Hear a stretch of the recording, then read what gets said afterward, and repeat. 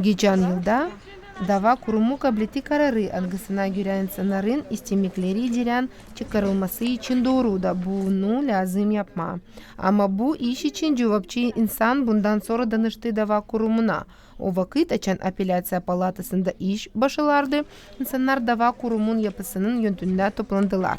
Ondan danıştılar davacılara lozunglarla. Ben isterim yaşama, yeter öldürdünüz bizi.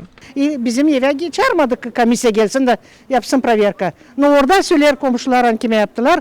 Nice onlar söyler ne kadar lazım olsun. O için повышенно. Раз orada ta повышенно. Раз oradan sonra anlaşılır dilince lazım.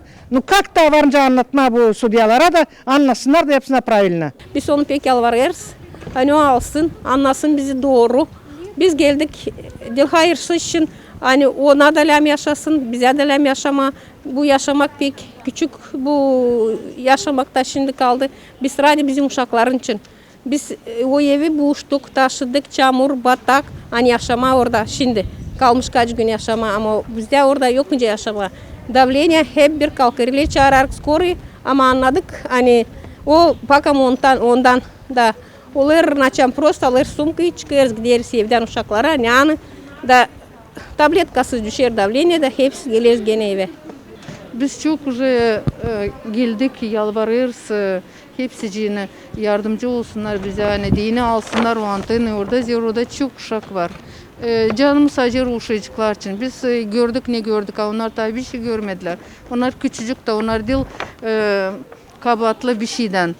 Biz büyükler hani onları kurma ta ne istediyorsa onlara getiririz fenalık. Biz 4 yıl.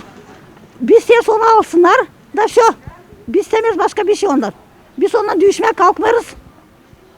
Alsın indirsin de şu gata. Çıksın kenara. Diyor kenara orada var yer.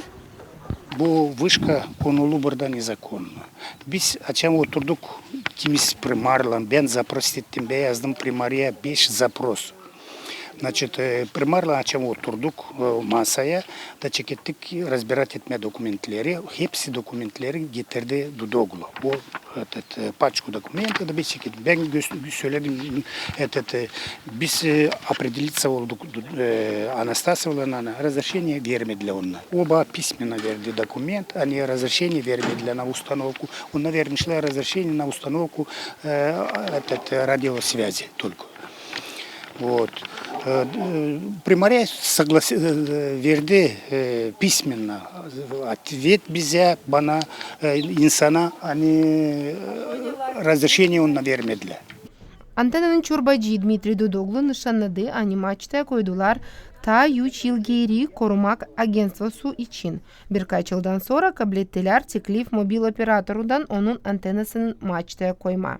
На установку были получены соответствующие документы, начиная проект, градостроительный сертификат, разрешение на строительство. По сегодняшний день, будем говорить, последние 2 года вот такие вот дебаты получаются. Komrat kasabasının primarin yardımcısı Georgi Sarı çizgiledi aynı problema çoktan çözülmüyor. Komisya birkaç kere baktı bu soruşu. Проблема давняя. Мы туда выезжали и комиссионно несколько раз. Это по улице Белинского.